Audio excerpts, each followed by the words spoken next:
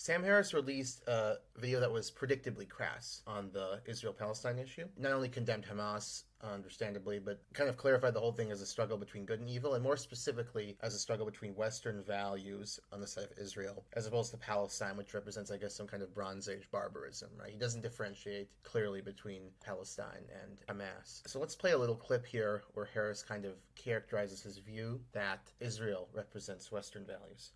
In the West, we have advanced to the point where the killing of non-combatants, however unavoidable it becomes once wars start, is inadvertent and unwanted, and regrettable, and even scandalous. Yes, there are still war crimes, and I won't be surprised if some Israelis commit war crimes in Gaza now. But if they do, these will be exceptions that prove the rule, which is that Israel remains a lonely outpost of civilized ethics in the absolute moral wasteland that is the Middle East. To deny that the government of Israel, with all of its flaws, is better than Hamas, to deny that Israeli culture, with all of its flaws, is better than the Palestinian culture in its attitude toward violence, is to deny that moral progress itself is possible. I'm going to attack this specific premise that Israel represents Western values. Does Israel share our values? That's the name of the video. I'm going to go through several issues, specifically the 4 parts of this essay or presentation or whatever. First, discrimination against minority groups. Second, this history of abusive migrant workers, ongoing in terms of abuse. Trafficking is better. Third, extremism in politics. And fourth, denialism of past national crimes. And all of these expressions of Israeli culture, I will argue, discredit its claim to be a Western democracy, contrary to Harris's predictably glib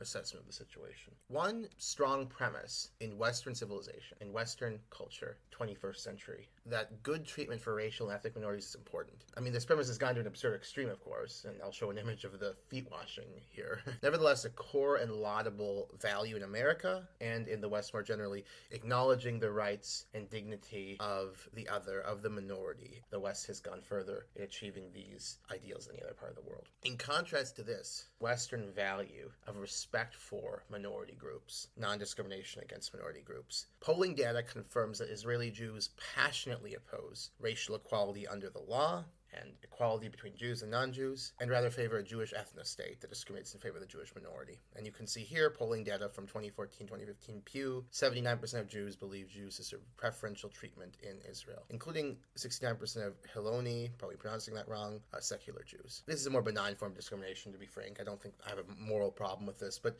it can also be seen by the fact that overwhelming majority of Jews, secular and otherwise, would be completely uncomfortable having their child marry a Muslim or a Christian or a non-Jew.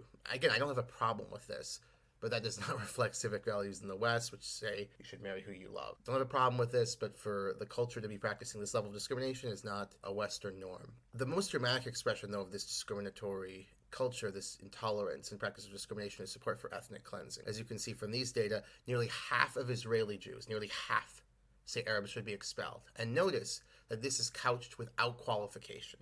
Doesn't say Arabs from occupied territories, doesn't say terrorists. It just says Arabs should be expelled or transferred from Israel. 48% of all Jewish Israelis say yes. It's widespread support for ethnic cleansing. One irony of this is that Jewish Israelis tend to deny the Nakba of 1948. They deny that it was ethnic cleansing, yet today it's normative to favor ethnic cleansing of Arabs. Here's the second category, which discredits this claim to being a Western civilization, a Western liberal democracy: abuse of migrant workers and historical tolerance for human trafficking. I think the most dramatic proof of Israel's ethnocentrism and racism is the fact that just in the 21st century, as recently as 2003, I'm not saying today, but very recently, this is very recent history, human trafficking of migrants was a widespread, normalized, unpunished practice, whether for sex or labor. This was the case. Israel was one of the worst human traffickers of the world, to the point that the mainstream migrant experience was to be trafficked. The majority of migrants had their passports stolen from them by Israeli employers. But it was just like randomly stealing passports against the law in some ad hoc ways. People didn't know when they get it back. They were basically, you could say enslaved. I don't want to be overly provocative, but they just had them stolen with no structure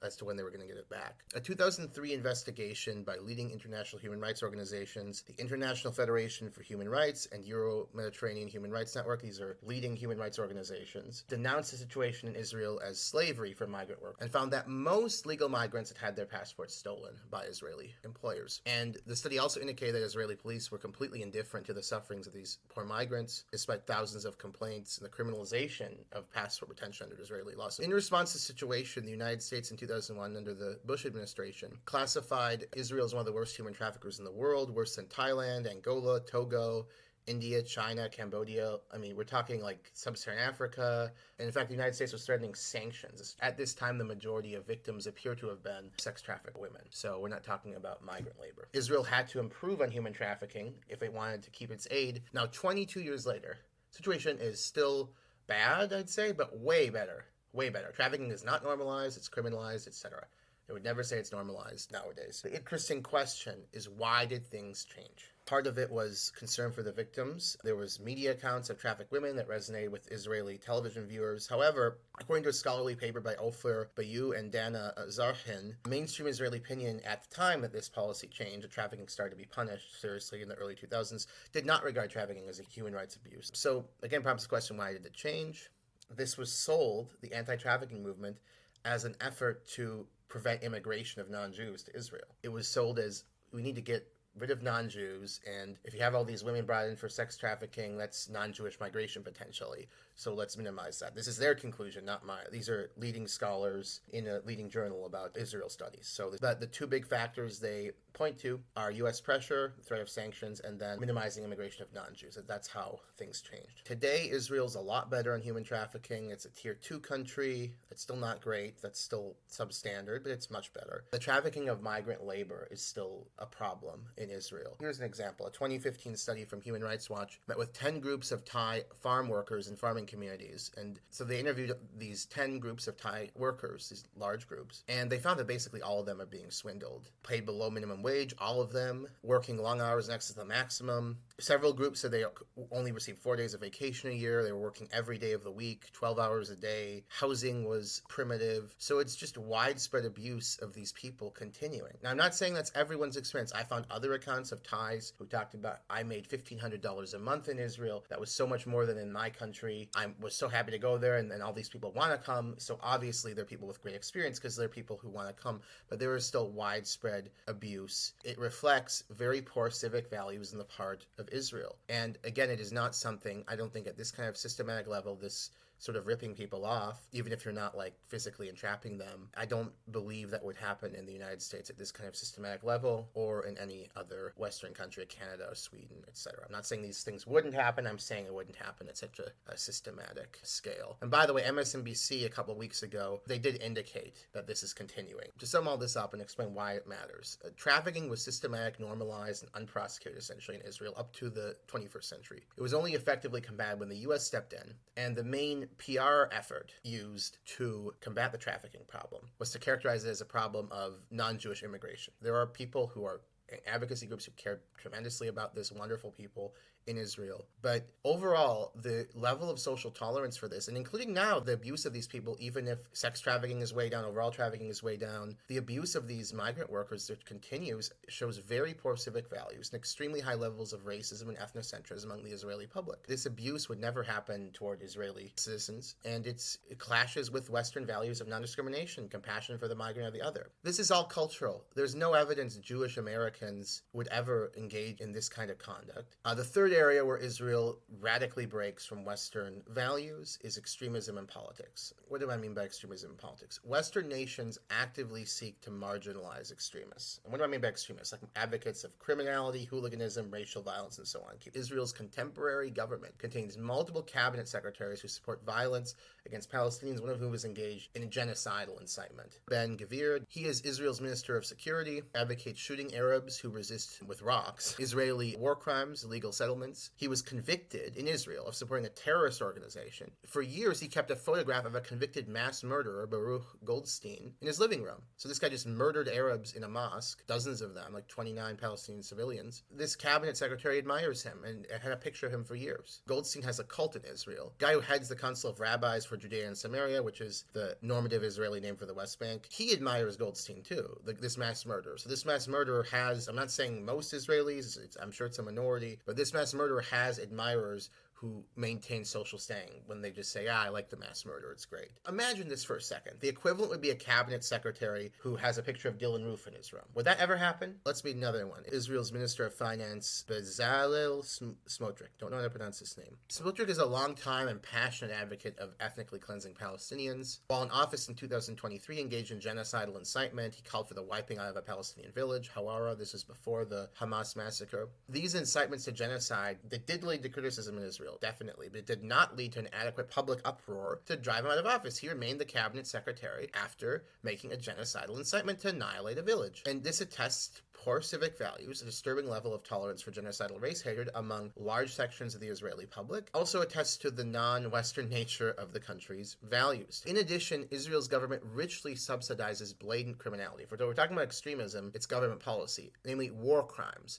Settlements of occupied territory are a war crime, a blatant war crime. This is just the overwhelming position that they're illegal. They're war crimes. Even the United States held that the settlements were illegal for decades until Trump, who was a crazy Israel shill, apparently. Like Bush held they were illegal. But Israel's government subsidizes these war crimes. Again, settlements of occupied territory violate the Fourth Geneva Convention, and that's apparently okay. Even though they cause violence, they entail violence. They often involve getting people out of their homes, Arabs out of their homes on sham pretexts. Many of these settlers are now engaged in ad hoc acts of murder against Palestinian civilians, but this is all okay. This kind of violent extremism, war crimes, is subsidized by the Israeli government generously. These settlements are aimed at ethnic cleansing. That's my conclusion, and just as evidence, I'd point to the Likud party platform. Settlements of the land in these regions in Judea, Samaria, and Gaza are a clear expression of the unassailable right of the Jewish people to the land of Israel. The fourth area where Israel breaks from Western values is denialism about past national crimes. So acknowledging and expressing regret for past national crimes is a core Western practice. Now, the U.S. has taken this to a silly extreme in recent years, like random white people feel they're personally guilty of slavery if they have no connection to it. Regardless, though, lamenting the crimes committed by one's nation and acknowledging this was wrong, it's a distinguishing contemporary Western value. In contrast to Western nations, Israel refuses to acknowledge its foundational crime, the massive ethnic cleansing project known as the Nakba that accompanied the 1948 Israeli-Arab War and its aftermath. During the war, over 700,000 Palestinian civilians were forced out of the country. Most were forced out by the exigencies of war, so they were war refugees essentially, and a very large minority of them were physically removed from their homes. We can see Benny Morris here, who's an excellent historian. He's an Israeli, he's a Zionist. He actually denies it's ethnic cleansing, weirdly, but his evidence shows it is. Morris shows that he has 369 of the Arab towns and villages that were depopulated, and he has explanations for most of them. 228 left under attack by Jewish troops. 41 were just physically removed, expelled by military force, so blatant ethnic cleansing. And 90 Palestinians were in a state of panic and just left out of fear, and justified fear given that this was the aftermath of the Deir Yassin massacre of Arabs by Jews. So these data from Morris debunk the absurd notion that they left voluntarily. Now, they were war refugees, they were afraid of massacre, or they were physically removed. That's what happened to the vast majority of them. Statements from Arab leaders may have played some role in making them afraid and so on, but you have a population of over 700,000 refugees, most of whom are war refugees, and a large minority of whom were just ethnically cleansed. In 1950, all of them are ethnically cleansed. Why? Because Israel passes a law denying the right of return to all the war refugees and taking all their land and property that they left behind with no compensation. So if you take the homes of war refugees, whether they're Ukrainian now or Palestinian in 1948, 1950, that is ethnic cleansing in my book. I don't see how that can be rationally contested. I'm happy to debate that with anyone. A large minority were ethnically cleansed during the war. Then in 1950, they say you can't come back, war refugees, we're going to take everything, all your homes and so on, your land. That's ethnic cleansing. But Israel denies this. They say it wasn't ethnic cleansing, that the Palestinians left voluntarily, that this was all some big plot by Arab leaders, etc., etc. The other forms of denialism that are prominent in Israeli culture, they claim, for example, that Palestinians are not actually from the land they claim to be from, but they're just immigrants from Egypt or the Gulf. So this is like DNA denial, basically, because we have proof that they're mostly descended from the land they say they're from. And there are other national myths to this effect, like Palestinians just invented their identity in 1960s. This is all made up. It's just an excuse to deny the crimes of the past and to justify more crimes in the future, namely ethnic cleansing. From popular support among the Israeli public for discrimination against ethnic minorities and ethnic cleansing, to Israel's world-class, being among the worst in the world, historical record on human trafficking and its ongoing abuse of migrants despite improvements on especially sex trafficking, to its institutionalized support of settlements and other war crimes, to its elevation of violent and even genocidal extremists and supporters of terrorism and murder to high office, to its culture of denialism surrounding the ethnic cleansing on which it was built, Israel departs radically from Western values. This video alone discredits a meme that Israel is a Western-style democracy with values akin to France, Sweden, the US, and so on. The propaganda apparatus that has produced this erroneous but infinitely palatable image of Israel as a liberal democracy could be a subject for a future video. In the meantime, I want to reiterate a couple things. First, I have nothing but love for my